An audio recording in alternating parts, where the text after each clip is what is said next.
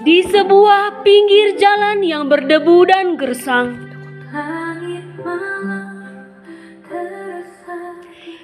tergeletak seorang perempuan yang sakit kusta.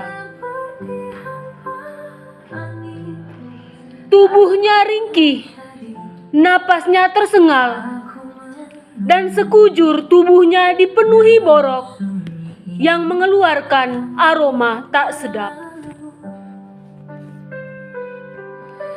Dia adalah bayang-bayang yang terlupakan oleh dunia, menunggu uluran tangan atau mungkin jemputan maut.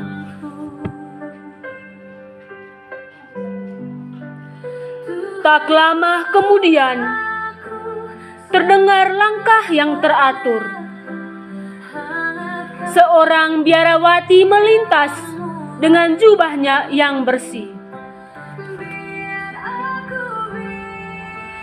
Ia adalah orang yang mendedikasikan hidupnya untuk doa.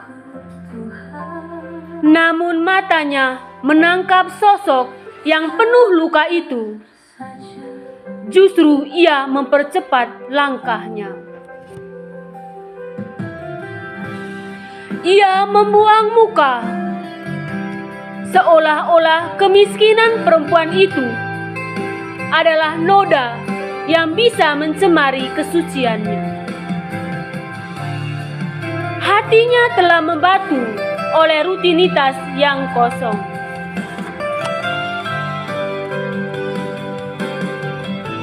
Setelah itu, seorang tokoh agama yang terpandang lewat. Ia mengenakan atribut keagamaan yang megah. Dari jauh, ia melihat si sakit. Ia mengamati orang itu, tetapi ia memilih berjalan di sisi jalan yang berseberangan. Baginya, menyentuh orang yang penuh borok itu mungkin akan membuatnya najis secara ritual. Anehnya, ia melanjutkan perjalanan dengan berdoa, yakni doa cinta. Doa cinta.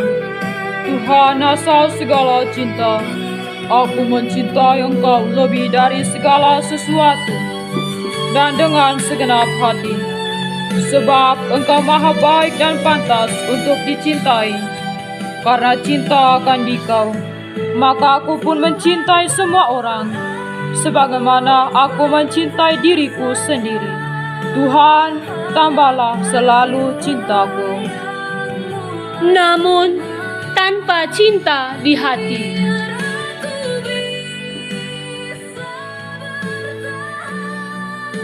Keheningan jalan kembali pecah oleh derap langkah yang mantap. Seorang kaya raya lewat bersama putrinya yang berpakaian sutrah indah.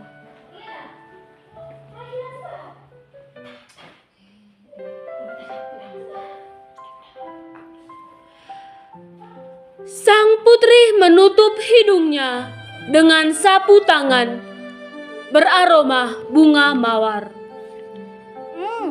Ibu, lihat, bau sekali orang itu, sangat menjijikkan.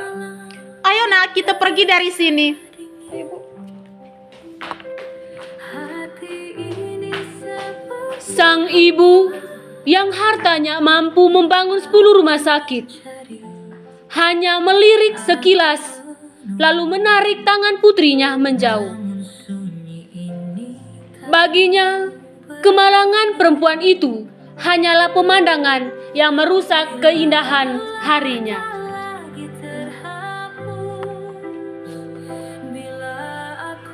Suasana menjadi riuh saat segerombolan pihak pemerintah Mauritius bersama para pengawalnya melintas.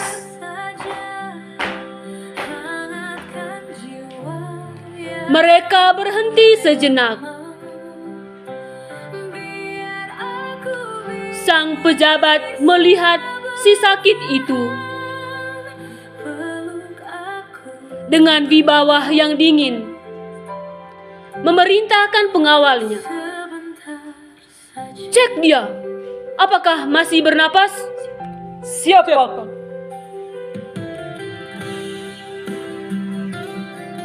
Seorang pengawal mendekat, menyentuh nadi si sakit dengan ujung jarinya, lalu kembali dan melapor. Lapor, Pak. Masih bernapas. Sang pejabat mengangguk, lalu memberi instruksi kepada pengawal lainnya. "Pengawal, Siapa? catatlah apa yang kita lihat hari ini." Siap, laksanakan. Namun, setelah itu, mereka pergi begitu saja.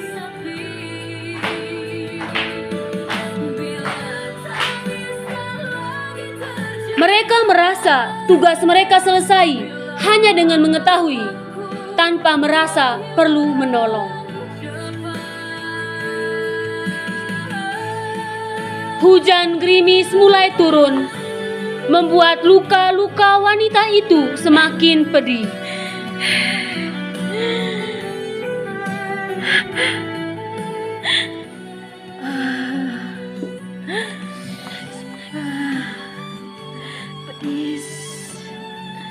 Di kejauhan, tampaklah sosok Suster Maria Agustina. Ia berjalan dengan tenang, membawa beban kesederhanaan di pundaknya. Begitu matanya tertuju pada wanita yang tergeletak itu, langkahnya tidak melambat, melainkan bergegas. Suster Maria Agustina tidak menutup hidungnya. Ia tidak melihat borok atau kuman. Ia melihat Tuhan yang sedang menderita dalam diri perempuan itu. Dengan lutut yang menyentuh debu jalanan, Suster Maria Agustina berlutut di samping wanita itu.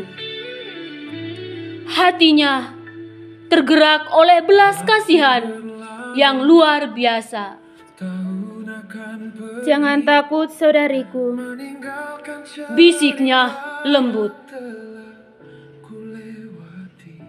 Dengan tangannya yang halus, ia membersihkan darah dan nanah dari luka-luka wanita itu menggunakan air suci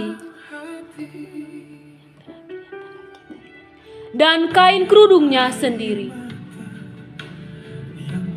Ia tidak peduli jika jubahnya kotor.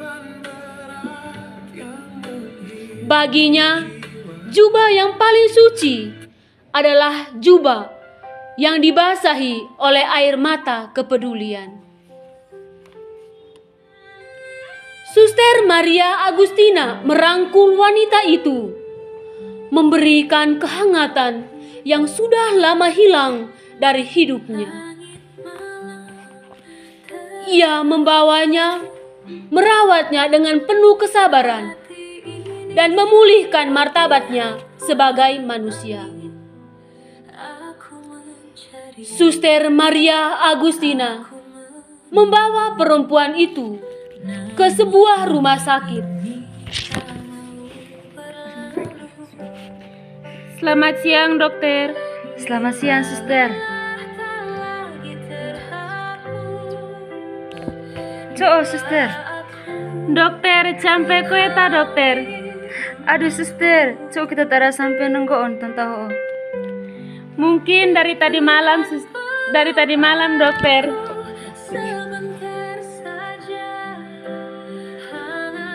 Di tangan Suster Maria Agustina, dengan bantuan Dokter Yosefina, luka-luka itu bukan lagi hal yang menjijikan, melainkan jalan bagi kasih Allah untuk bekerja. Cerita ini mengingatkan kita bahwa spiritualitas sejati bukan terletak pada seberapa banyak kita berkhotbah atau seberapa tinggi jabatan kita, melainkan pada keberanian untuk mengotori tangan kita demi menolong mereka yang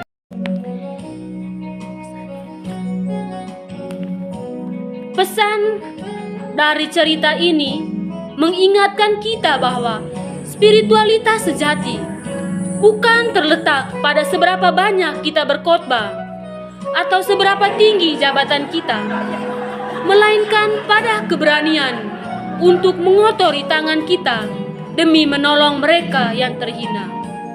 Bukan mereka yang memuji-muji nama Tuhan yang akan sampai ke surga, melainkan mereka yang melakukan kehendak-Nya, yaitu mengasihi sesama seperti diri sendiri. Mari kita belajar dari Suster Maria Agustina.